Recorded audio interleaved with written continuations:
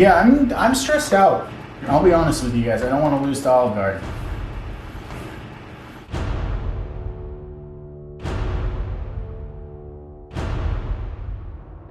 Hey everyone, I'm Joe Sasto. I'm a chef here in California. For the challenge today, I'm making my version of the Italian-American classic chicken parmigiana before it can be delivered from Olive Garden. Now I have a fair bit of competition experience, so I'm confident that I'll be able to live up to this challenge today. But first things first, before we even get into the recipe, I need to place the order. One order of chicken parm, and I'm not gonna start cooking until I get the confirmation that my order is placed, just so everything is fair.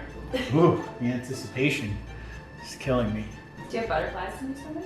Little butterflies going on. They're a pretty big competitor. Ooh, here we are. My order has been placed. Ready, set, go. All right, so I know Olive Garden sends some pasta with their chicken parm, so I'm gonna make my own pasta. I have some leftover sheets here, but of course you could always use dried pasta or something from the box. That's totally fine. I'm gonna dust a little bit of semolina flour. So using a rolling pin, we could go right over the pasta dough, and this will actually cut the pasta into beautiful square noodles. And then you just gotta rub your fingers on it, and the noodles fall right through. This slides out the bottom. I'm gonna set these aside, back to work. Getting started here on my Sasto family marinara. I have a white onion here. I'm just gonna cut the root and the stem off, peel the onion, and I'm gonna cut this into thick rings, crushing the garlic, and we're gonna fry that in some olive oil. This is a quick caramelization. I'm gonna let this go for 1 or 2 more minutes. We're going for brown, soft, almost translucent. And I wanna keep all of that oil in the pot. So making sure to drain these in a slotted spoon. Now occasionally I'll let this go a little longer. We're against the clock today. We're gonna speed this process along. Dried herbs, I'm gonna toast those up in my olive oil. And then I have my crushed tomatoes. Just be careful, no splash zone here.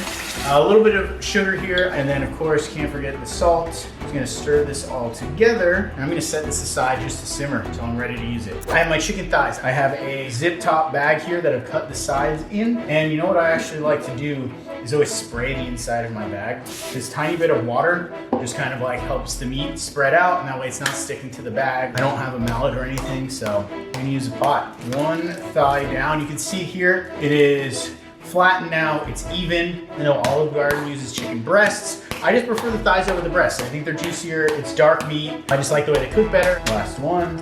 I'm doing 3. I want 1 for safety, and I'm hungry. The trick here is to kind of like hit from the center and push outwards. It's a controlled count. Next, we have our breading station set up here. I have eggs into a container, a little salt and pepper in here. I'm gonna beat up our eggs. Get a pan on the stovetop here.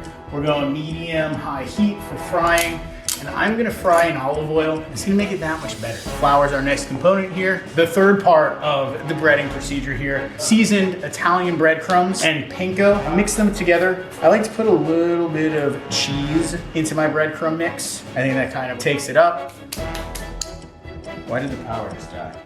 All right, power's back. We just tripped the breaker over there, no worries. And then I like to bump up my Italian breadcrumb mix here, a little garlic powder, parsley flakes. So I'm gonna go a little salt and pepper in my flour and my breadcrumbs. So that way, as I'm dredging my chicken, it's all getting seasoned throughout, and there's not just seasoning on one layer.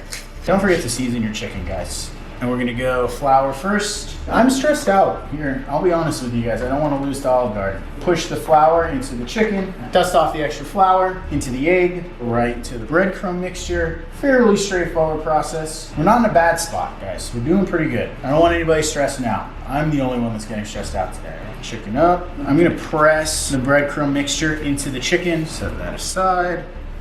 Clean our hands. We're ready to fry here into the oil very gently. I'm going skin side down away from me. So this step, we're not cooking the chicken all the way through. I'm going for about 80-90% cooked. The last 10% is going to happen in the oven.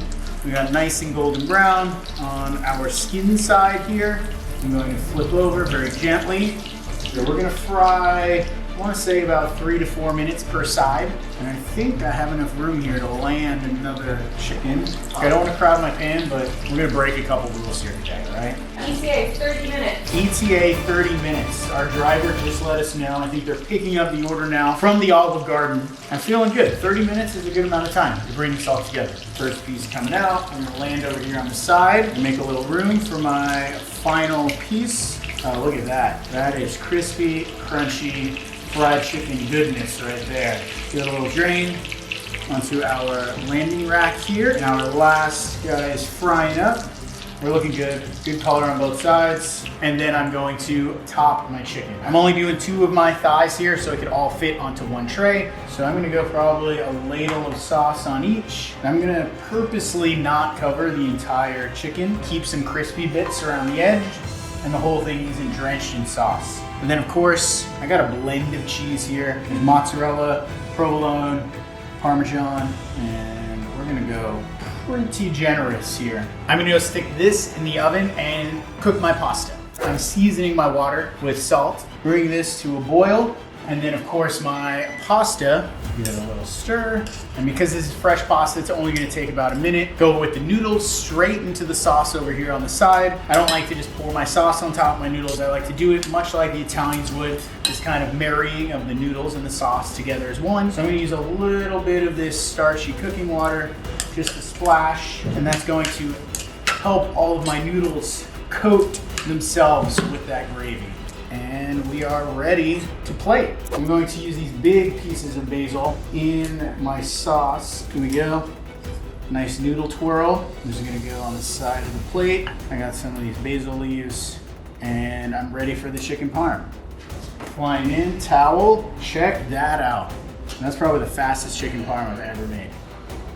That's how you know you did it right. All of that cheesy goodness. I got a little bit of grated parm here, just to finish off the pasta. A few of these basil leaves. I'm done. Count it. Time. Time. That's it. Done. I did it. I made pasta, chicken parmigiana faster than Olive Garden. I want to try this right now, but for all fairness, we're gonna wait for Olive Garden to get here. The moment of truth. To keep everything even, I'm gonna plate this and eat them side by side just to kind of see what we're looking at here. We have Olive Garden on one side, mine on the other. Chicken parmigiana. Aesthetically, I think I'm winning. We'll start with this spaghetti, a little bit of tomato sauce. We got these 2 chicken breasts. I'm gonna cut it right down the middle. The chicken tastes seasoned, which is nice. There's some salt and pepper on there. Onto mine. I'll tell you, if it was just like a marinara off, we're already winning. But it's about the chicken parm, so let's get in here. Nice, hearty pieces of chicken. No, that's chicken parm. Super juicy. Finish with more of that like Sasto marinara on top. The mozzarella, fresh basil, the race, and the taste test. I think we have a clear winner over here today. I won. That was fun today. We challenged Olive Garden. I had to beat the delivery driver, which I did, but only barely. Then we did a side-by-side taste test, and it turns out you can actually make better than Olive Garden at home in less time than it takes to have it delivered. I'm not sure what Olive Garden did, but you should try this version. Thanks everyone for coming along on this journey. Let me know in the comments below what I should make next. If you had fun, follow me along on Instagram at chef.joe.sasto. That's me. For food, recipes, pasta, fun. We'll have a great time together, but until then, I will see you later. Oh, yes!